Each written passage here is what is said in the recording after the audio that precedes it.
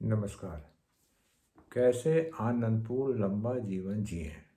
आज मैं इस विषय पर चर्चा करूँगा। आनंद के साथ जीने से आपका जीवन लंबा हो सकता है।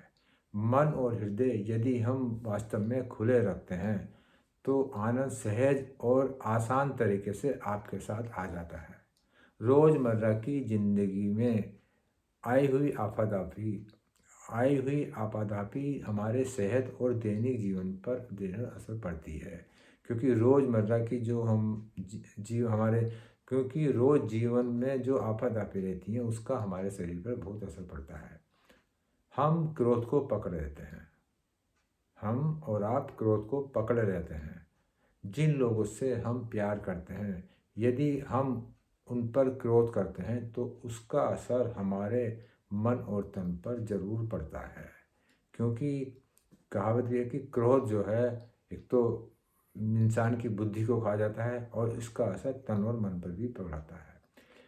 लगातार नकारात्मक भावनाओं के रहते हुए भी हम सुखमय जीवन नहीं जी पाते।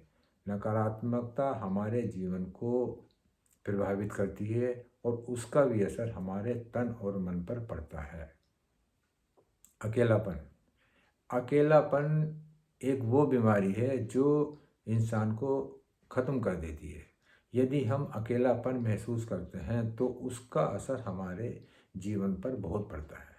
इसीलिए हमें और आपको सामाजिक संबंध बनाने चाहिए, क्योंकि जितना हम समाज में घुलेंगे बैठेंगे लोगों से बातचीत करेंगे उतना ही हमारी मृत्यु के कारण जो है 50% कम हो जाते हैं।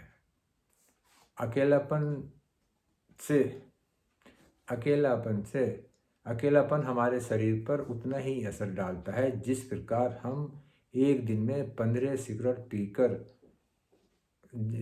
अकेलापन हमारे शरीर पर उतना ही असर डालता है जो कि हम एक दिन में 15 सिगरेट पीकर पड़ता है। तो इसलिए अकेलापन दूर करने के लिए सामाजिक संबंध बहुत ज़रूरी है। तीसरा है तनाव। तनाव आपको और हमारे जीवन को बर्बाद कर देता है। यदि आपके और हमारे मस्तिष्क में तनाव है तो हमें उसे दूर करना चाहिए, क्योंकि तनाव का असर हमारे पूरे शरीर पर पड़ता है।